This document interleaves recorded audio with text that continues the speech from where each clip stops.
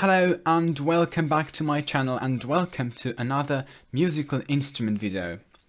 Today I want to show you something rather special.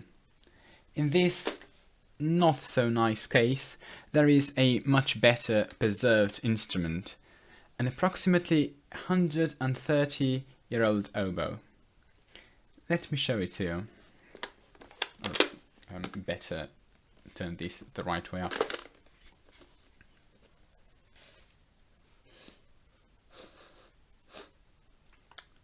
The smell is really interesting. Like someone was smoking a lot around this thing. But not like that horrible old cigarette smell, no. It's milder, it's more like a fife. Yeah, well, no matter, here is the instrument. Made in the late Romantic period, somewhere near the end of the 19th century, by Miksa Pliverics, a Hungarian maker. I'm sorry for the pronunciation if there's anyone Hungarian watching this. Now, you may ask how I got this interesting instrument. And the answer is pretty simple. I'm often browsing eBay and some other sites online for unusual instruments, and one day this thing caught my eye. So I bought it, it arrived, and then I tested it. I had great trouble producing a sound, and it turned out there were multiple factors leading to that. First of all, I am a terrible oboe player. Well, I aren't a true oboe player at all. My main instruments are piano and clarinet. But I am able to get a sound out of a modern oboe. The main issue was that some of the parts were leaking. So I contacted an oboe repair technician and got the instrument repaired and adjusted. I was told it was mostly minor work. But another interesting thing turned up. The technician said two things. First of all, the pitch of the instrument is 4/38. Secondly, the modern oboe reeds do not match the bore.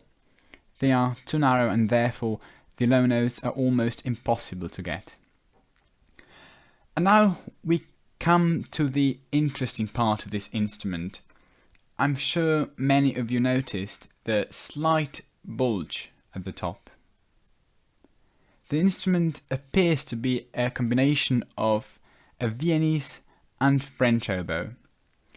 The shape of the bore resembles that of the Viennese oboe, while the general keywork is early French style.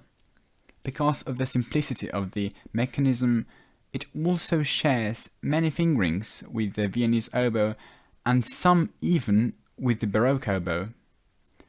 I believe it's from an era where just about every maker had their own innovation. Things were not standardized as they are now. Also, this oboe is in surprisingly good condition for its age. Just look at the wood, there are no cracks.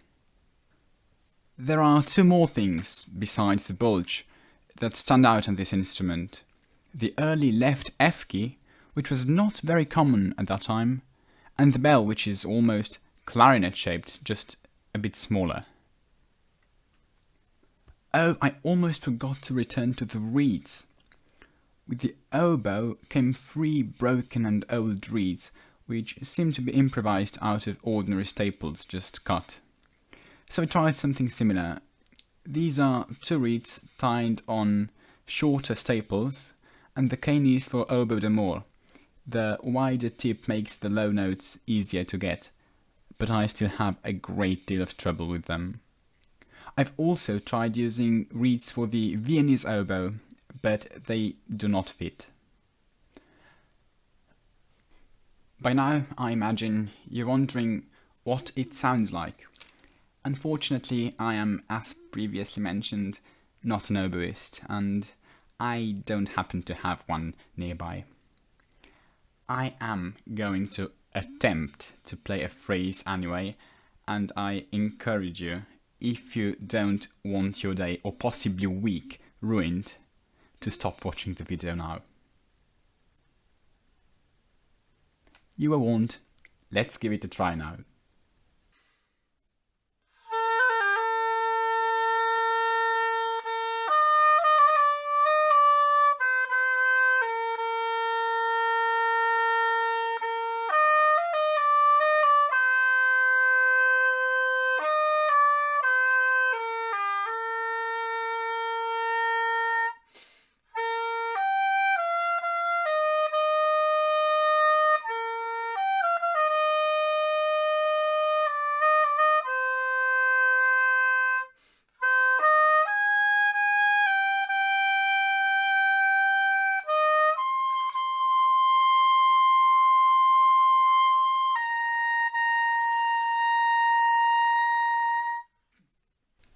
That's it for this video. Thank you for watching. I hope you found it interesting. If you by any chance know more about such instruments, feel free to leave a comment. I'll be happy to read any additional info you might have. Goodbye.